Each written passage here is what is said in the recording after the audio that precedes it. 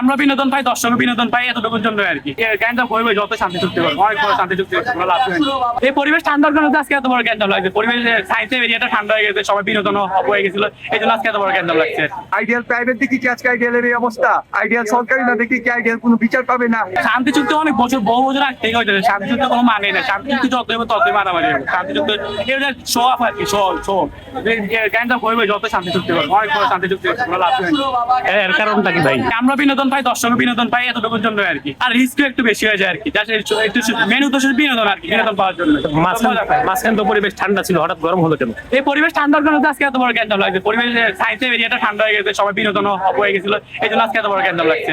Stella feature next level. Well done, side by side, free. ওরা আগে শুরু করছিল যখন সবাই 27 যখন ক্লাসে ছিল, আর তো বিকেলে এক্সাম, আমাদের সকালে ছিল না, 27 ক্লাস করতে ছিল, তখন সবাই ফাঁকা ছিল, তখন ওরা ক্যাম্পে অ্যাটাক করছিল। আমাদের ক্যাম্পটাতে ইট ফেটকে মারছে, আমরা কেউ ছিল না।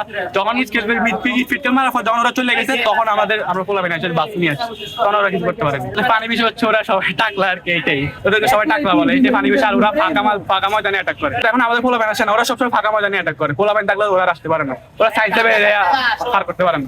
আর আমরা যে ওদের ক্যাম্পাস থেকে ওদের বাস নিয়ে আসছি। আমরা ক্লাস করতেছিলাম শান্তিপূর্ণভাবে, তারপর হঠাৎ করে আমাদের লাস্ট পিরিয়ডের আগের পিরিয়ডে আমরা অনেক শব্দ শুনতে পাইলাম এবং অনেক হইচই শুনতে পাইলাম।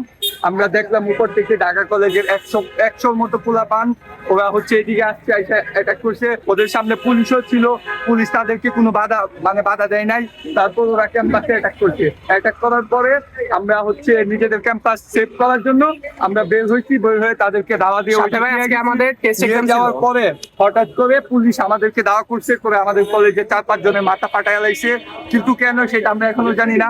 এখানে আমাদের ক্যাম্পাসে অ্যাটাক করছে হচ্ছে ঢাকা কলেজ, কিন্তু ঢাকা কলেজ যে মানে তারা কোনো পদক্ষেপ না নিয়ে তারা আসছে বারবার আইডিয়ালের দিকে। কেন? আইডিয়াল প্রাইভেট দেখি কি আজকে আইডিয়ালের এই অবস্থা? আইডিয়াল সরকারি না দেখি কি আইডিয়াল কোনো বিচার পাবে না?